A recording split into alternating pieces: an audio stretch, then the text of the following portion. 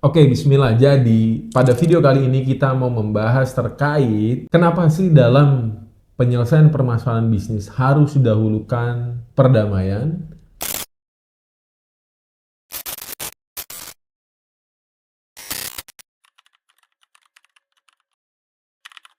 Oke, Bapak Ibu para pencari keadilan atau Bapak Ibu para business owner, dalam sebuah bisnis hal yang paling depan yang harus disiapi ya adalah ketika terjadi masalah. Kenapa? Karena kesepakatan yang dibangun antara orang atau dilakukan oleh orang dengan orang atau orang dengan badan hukum tetap memiliki potensi terjadinya sebuah masalah. Maka kesepakatan tertulis itu harus bisa menjangkau A sampai Z-nya. Dalam video ini kita mau mengupas tuntas kenapa sih harus berdamai, harus didahulukan perdamaian itu, dan apa sih keuntungannya melakukan perdamaian. Oke, jadi yang pertama saya mau membahas terkait dengan dasar hukum dan kewajiban prosedural. Dalam paper yang akan kami presentasikan, dasar hukum kuat dan kewajiban prosedural itu terbagi menjadi tiga. Yang pertama adalah kewajiban mediasi itu sendiri yang disebut sebagai kewajiban prosedural. Jadi dalam Perma 1 tahun 2016 disebutkan bahwa Mahkamah Agung selaku lembaga yudikatif telah menghimbau, telah membuat sebuah aturan mediasi itu sangat dianjurkan. Pada tahun 2016, aturannya nomor 1. Jadi dalam semua jenjang peradilan perdata di Indonesia harus diutamakan dan ditanyakan, ini udah mediasi belum? Udah ada kecocokan belum? Udah ada kesamaan belum? Jadi Bapak Ibu yang saat ini sedang berproses di pengadilan, jangan pernah baper kalau hakimnya nanya, kamu udah damai belum? Kalian udah damai belum? Pengacara, penggugat udah diusahakan belum? Tergugat udah diusahakan belum? Itu bukan keberpihakan, tapi itu adalah perintah undang-undang.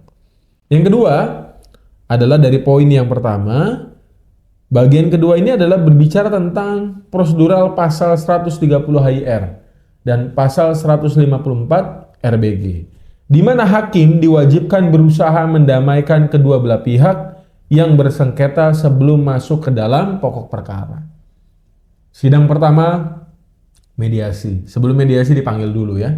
Dipanggil dulu oleh jurusita dengan panggilan yang patut dan benar secara hukum.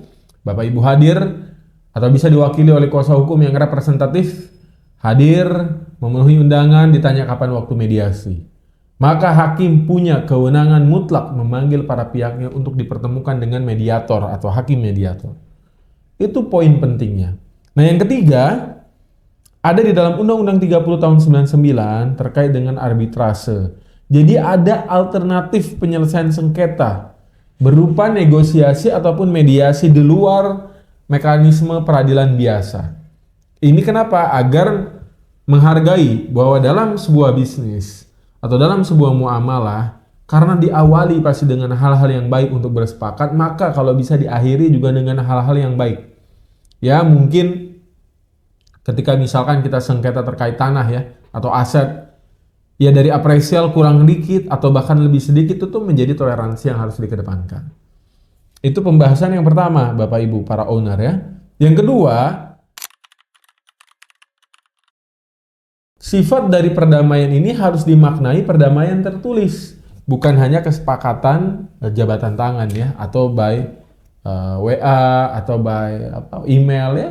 Saran kami, makna perdamaian itu adalah makna tertulis. Jadi perdamaian yang ditulis ya. Kalau sengketa di pengadilan jelas, untuk meraih asas yang cepat bisa dengan perdamaian tertulis atau disebut dengan vandading.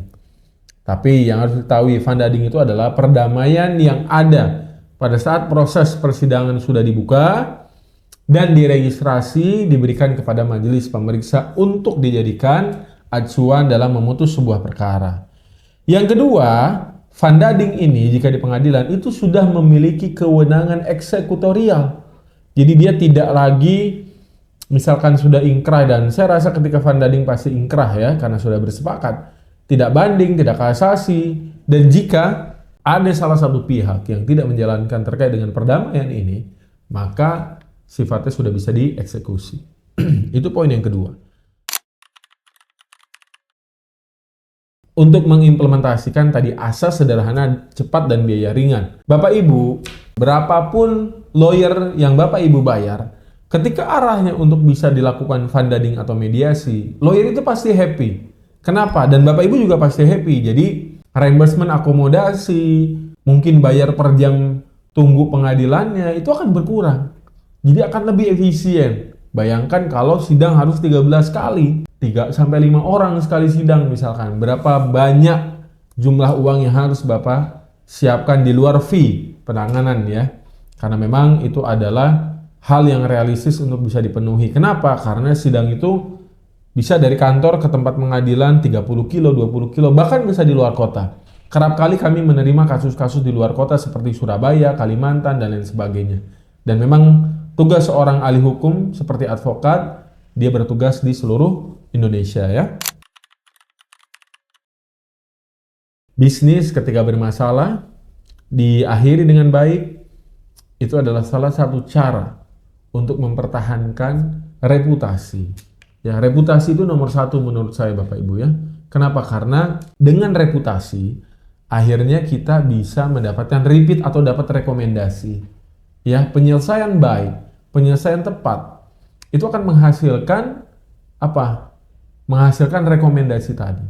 Jadi contoh, si A dan si B berantem, akhirnya mereka islah, mereka berdamai. Karena perdamaian yang baik itu membuat mereka akhirnya ketika ada keperluan satu sama lain di luar sana, teman-temannya mereka akan merekomendasikan ya. Ini adalah poin keempat. Lalu pembahasannya adalah tadi menjaga hubungan baik dan solusi yang kreatif. Menjaga hubungan baik itu sangat penting dalam dunia bisnis. Dan solusi yang kreatif itu adalah implementasi dari pengolahan dan kedewasaan. Pengolahan soal apa? Mitigasi. Soal apa? Soal toleransi tadi. Soal apa? Soal memberikan opsi ya. Jadi mencari jalan tengah, mencari keadilan, bicara win-win solution ya. Bicara reputasi. Reputasi tapi saya maknai di sini soal kerahasiaan. Kalau kita mendahulukan perdamaian, berarti masing-masing pihak ini sudah siap untuk saling menjaga. Itu poinnya. Bayangkan Bapak Ibu, bisnis itu sensitif banget. Dan orang bisa berbicara apapun di luar sana, menjelekkan, membuat nama kita tidak baik ya. Tapi kalau kita berhasil bersepakat dalam sebuah permasalahan, maka kita sedang menjaga kerahasiaan dari nama baik kita. Kadang di luar sana Bapak Ibu nggak tahu masalahnya apa tapi dianggap nggak mau atau dianggap salah. Nah hal ini yang nggak boleh terjadi. Kenapa? Karena sifat rahasia itu penting. Sifat rahasia dalam melakukan kesepakatan bisnis penting banget. Dan ini akan memiliki dampak yang luas.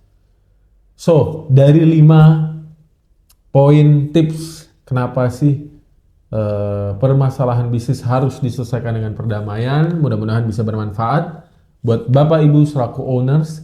Jika memang ada hal-hal yang mau ditanyakan, jangan sungkan, bisa langsung hubungi tim sepakatin.com. Kita bisa melakukan visitasi, konsultasi online, bahkan kita bisa melakukan penanganan dari hasil audit dan opini yang dibutuhkan. Itu saja, kurang lebihnya mohon maaf. Barakallahu fikum.